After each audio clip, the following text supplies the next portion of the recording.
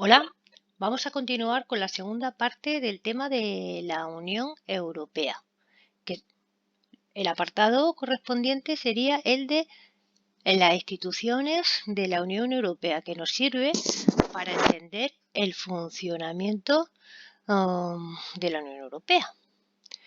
Como vosotros, la pantalla que aparece es la misma que vosotros tenéis en vuestro libro. Si queréis, la vamos analizando, comentando su composición, la composición de cada una de estas instituciones y sus principales funciones. Siguiendo el orden que aquí aparece, en primer lugar hablaremos del Consejo de Ministros. Composición. ¿Quién forma? Pues los ministros de cada uno de los miembros de la Unión Europea, pero que se reúnen en función de los temas a tratar. Es decir, pues si es un tema de agricultura, pues se reúnen los ministros de agricultura, y si es el de economía, pues se reúnen los ministros de economía. En cuanto a la Comisión Europea, pues igualmente está formada por el presidente de la Comisión Europea y un miembro, un comisario que se llama por cada Estado miembro. Su principal función es ejecutiva, es decir, es la que toma las decisiones y tiene la función de ponerlas en práctica, de ejecutarlas. Todo aquello que se decida y todo de acuerdo con los tratados. A continuación, el Parlamento Europeo. El Parlamento Europeo es la institución cuyos miembros son elegidos por sufragio universal, es decir, por cada uno de los ciudadanos europeos. Sufragio universal, recordad que significa derecho a voto. Y también sabéis que cada 5 años se celebran elecciones al Parlamento Europeo y que todos los europeos pues, votamos a nuestros representantes. Tiene capacidad legislativa, pero no tiene el poder legislativo que, por ejemplo, un Parlamento Europeo. Eso ahora cuando muestre una imagen os lo explicaré. Por supuesto, los eurodiputados se agrupan por ideologías y no por países. Bueno, lo explico ahora. Nos vamos a esta imagen de aquí. Aquí. Y aquí os muestro la composición del Parlamento Europeo. ¿Qué quiere decir? Que se agrupan por ideología y no por países. Que cuando se celebran las elecciones al Parlamento Europeo, en cada uno de los países votamos unas siglas, unos partidos políticos, ¿verdad? Nosotros a lo mejor votamos en España al PP, al Partido Socialista, a Podemos, y en Francia lo harán igualmente, pero a otros partidos políticos con otras siglas diferentes, con otros nombres diferentes. ¿Qué ocurre? Que luego a la hora de hacer el recuento se agrupan por ideología, es decir, todos los partidos de una ideología, por ejemplo, de derecha, pues, por ejemplo, como puede ser el PP, que en España será el PP, pues entrarían dentro de esa fuerza política. En Francia votarán a otras siglas, como digo, en Italia, pero si es un partido de derecha, luego se van a agrupar en esa ideología. Por ejemplo, aquí tenemos Izquierda Unitaria, Europa Verde. Pues aquí, por ejemplo, si votamos a Podemos, pues mi voto iría a este sector. Si yo voto al PSOE, pues seguramente mi voto iría aquí. Si yo voto al PP, pues mi voto iría aquí. En Alemania, pues si yo voto también al Partido de Demócrata Cristiano, por ejemplo, pues iría a ese sector. Y así sucesivamente. Eso es lo que quiere decir que se agrupan por ideología y no por países, que no es eurodiputado de España, no. Luego, dentro de los eurodiputados que nos corresponda a España, estos se van a unir en esos sectores ideológicos.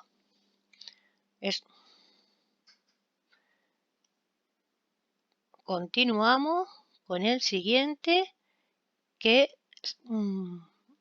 sería el Tribunal de Justicia. Es el encargado de garantizar o velar para que se cumpla el derecho comunitario. El derecho o la fuente del derecho comunitario principalmente proviene de los tratados. Y por supuesto también tiene que resolver los conflictos que pueda haber entre los países miembros. Y su composición pues sería, aunque aquí no aparece, un juez por cada uno de los estados miembros. El Consejo Europeo estaría formado por los jefes de estados o presidentes de gobierno de la Unión Europea. Este se reúne al menos 3 veces al año y decide la política general de la Unión. En el caso de España, en este momento, pues a una reunión del Consejo Europeo, pues a quien le corresponde ir es a Pedro Sánchez. Bueno, aunque aquí aparezcan otras instituciones, yo quiero que comentemos simplemente esta última de aquí, que es el Banco Central Europeo, porque su función también es importantísima. Al ser el encargado de gestionar el valor del euro. Al establecer lo que vale el euro, de alguna manera obliga a los países a que sigan las instrucciones de política monetaria.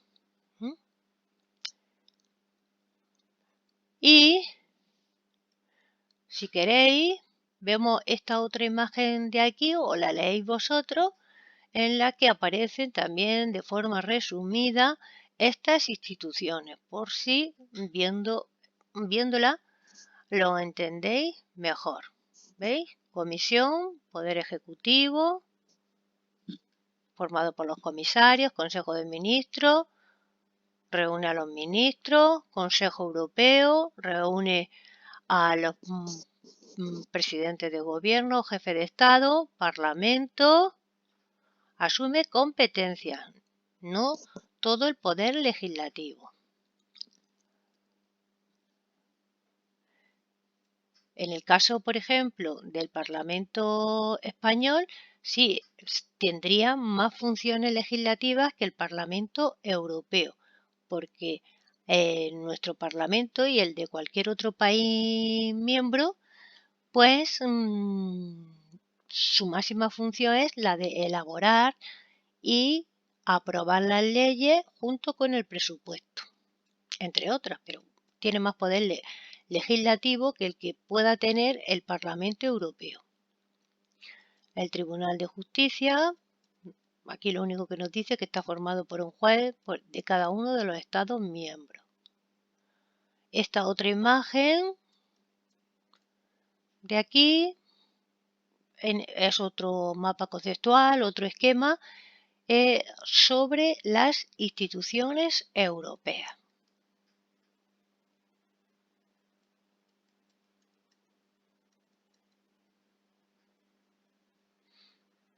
Bien.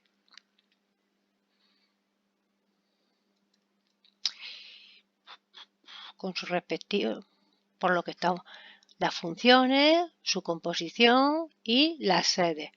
Pero bueno, tampoco le tenemos que dar mucha importancia porque es verdad que, dadas las circunstancias, en este curso no voy a exigir tanto el análisis y de cada una de las funciones de la Unión Europea, porque normalmente os cuesta mucho trabajo distinguirla.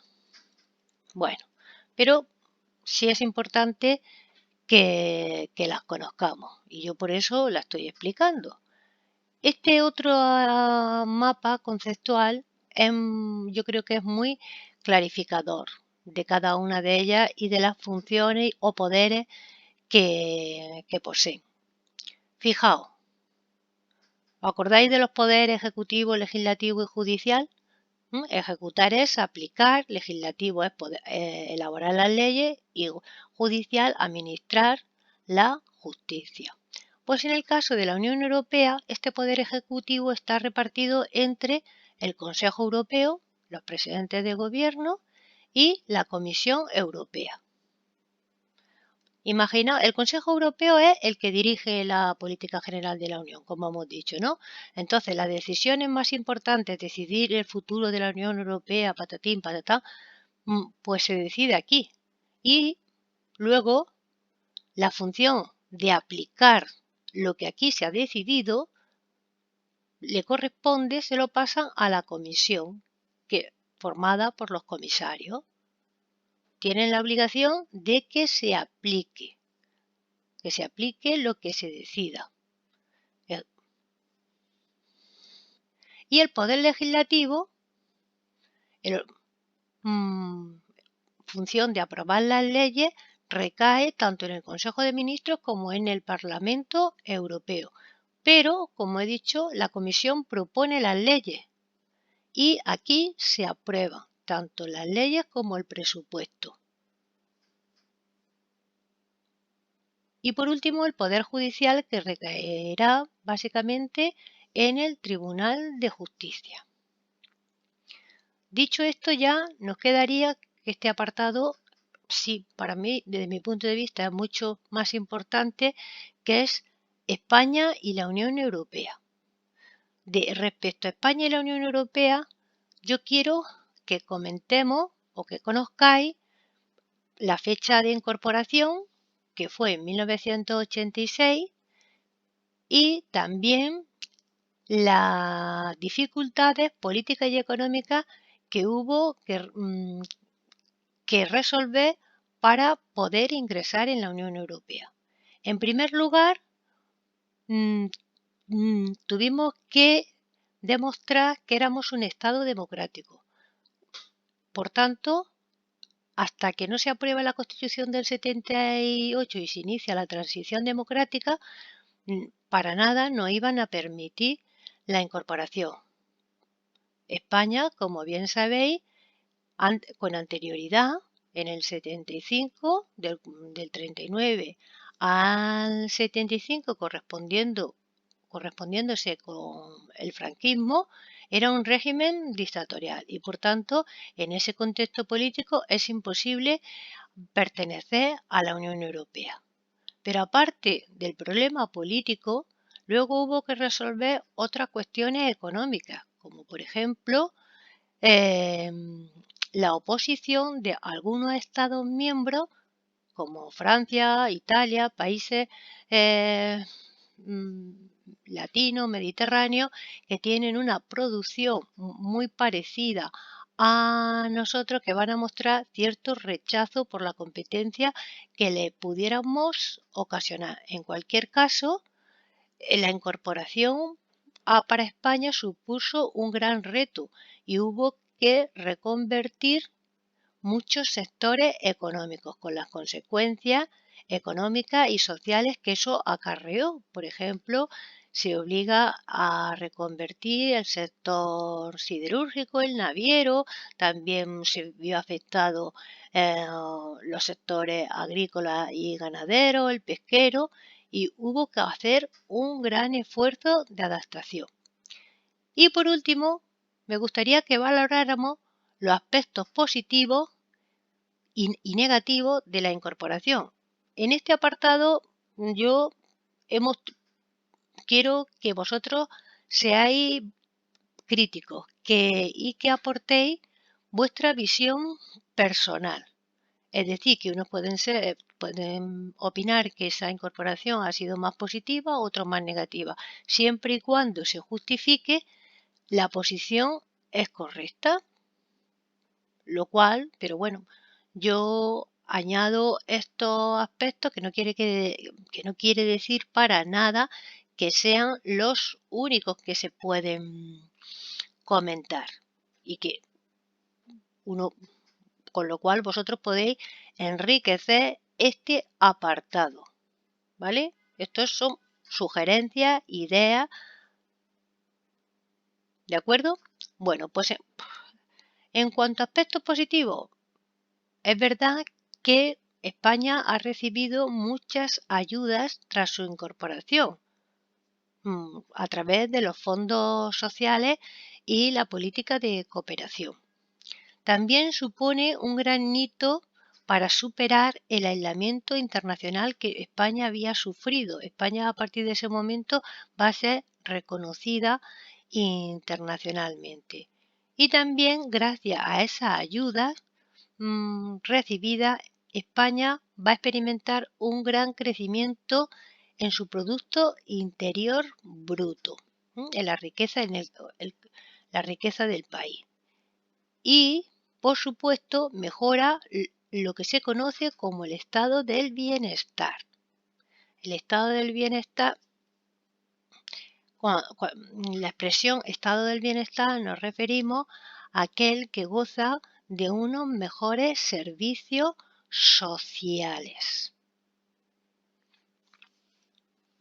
No solo tiene en cuenta a la hora de valorar el estado de bienestar indicadores económicos, sino que se valora, ¿qué os digo yo? Por ejemplo, prestaciones como el sistema sanitario, la educación, las ayudas, el nivel de infraestructura, todo eso es la mejora del estado del bienestar.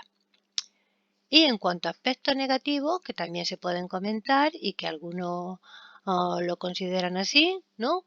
Pues hay que reconocer que para España hubo que hacer un gran esfuerzo de adaptación, en primer lugar para incorporarse y luego tras la entrada en vigor del euro. La cuestión del euro igualmente puede ser valorada de forma positiva como negativa. Es verdad que pertenecer a la zona euro supone contar con el respaldo de una moneda fuerte. Pero es verdad que cuando entró en circulación, pues va a suponer supuso una subida de los precios. También yo comento aquí como pérdida de autonomía en la política monetaria. La política monetaria significa que un Estado puede decidir el valor de su moneda, puede adoptar una decisión de devaluarla, de que pierda valor. Tanto si yo devalúo una moneda como si incremento el valor de ella, eso tiene consecuencias económicas. Os pongo un ejemplo. Imaginaos que yo ahora quisiese, si yo fuera el presidente, y quisiese que se incrementaran las inversiones en España o buscase compradores, empresas que quisieran comprar productos españoles o quisiese que llegaran muchos turistas a España. Pues yo puedo optar por que el valor de mi moneda baje, porque aquí sería más barato. Entonces estoy atrayendo a agentes externos. Claro, pero eso también tiene su contrapartida, porque yo que soy español, luego si quiero comprar en el extranjero, mi moneda vale menos.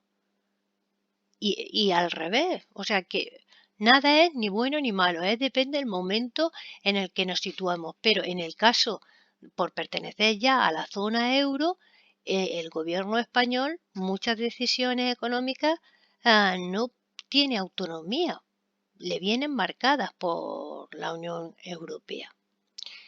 Y, por supuesto, otro aspecto que nos va a repercutir o que nos puede repercutir es que por supuesto, no siempre vamos a recibir ayuda, sino que también tendremos que aportar dinero. Sobre todo, esta situación se vino a invertir, o sea, sí, en el caso de las incorporaciones del 2010, en el que como sabéis, se unen a la Unión países con una situación más desfavorable que España. Bueno, con esto terminamos el tema 4.